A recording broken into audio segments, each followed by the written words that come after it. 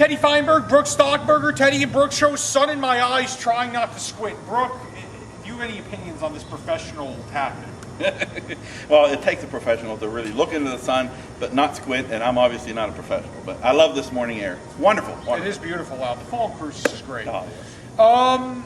Let's move on from the nature talk and move on to the high school football field, please. Oñate plays Mayfield on Friday. That's the Field of Dreams. We have Gadsden hosting Alamogordo on Friday night. We also have, on Thursday, Santa Teresa at Centennial. Brooke, thoughts, feelings, analysis, go. Okay, Gadsden, Alamogordo, very winnable game, I think, for Gadsden. Very much Alamo got beat up pretty good by Cruces, who was off this week. I'll be very interested to see how Oñate plays against Mayfield. Oñate, obviously an improved team over last year. Anybody that saw how they started out last year, lost most of their games, were getting beat up pretty bad. This year they've had some good games. They took defending champ Cleveland to 1-point loss, and they lost in the fourth quarter. They've played some really close games, got a couple victories. But they got steamrolled by Cruces a couple weeks ago. Now they have the other crosstown team, Mayfield.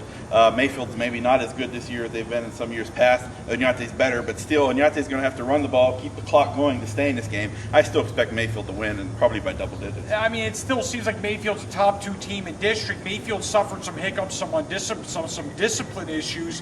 They were off last week. Maybe they solved some of those problems. Oñate has been an improved team, like you alluded to, Brooke. Getting blown out by Cruces 2 weeks ago, essentially beating themselves against Gadsden. They had a lot of turnovers.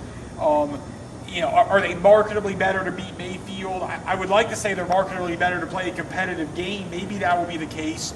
We'll find out on Friday. The Centennial's an interesting case study because they obviously are a 4-3 team, a first-year football program. They seem to have a shot at the state playoffs, which would be really a big deal, I think, in their inaugural season.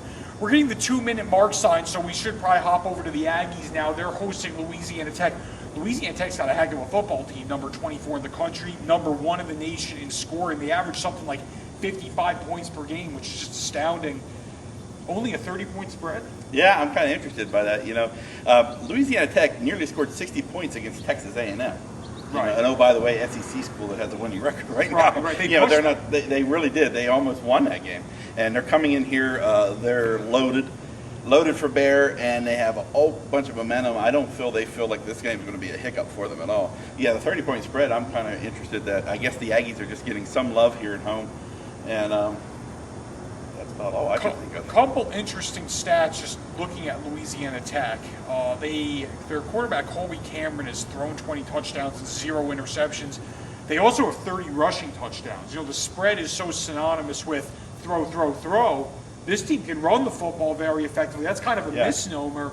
I think the Aggie offense looked better last week, and I think maybe the reason the spread is just 30 is because I think maybe people are anticipating that maybe they moved the ball last week against Utah State. They had some turnovers in the red zone, so maybe people are anticipating to score some points. You're not going to beat Louisiana Tech, obviously, in a defensive slugfest. No.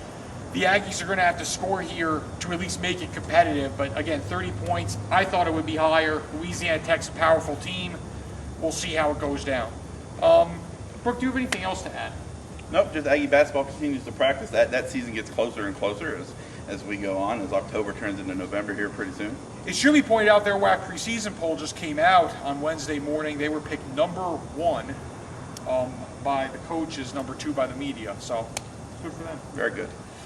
Folks, thanks for checking us out as always. Sun News Facebook, Sun News Twitter, at Teddy Feinberg, at B Stockberger. We'll see ya.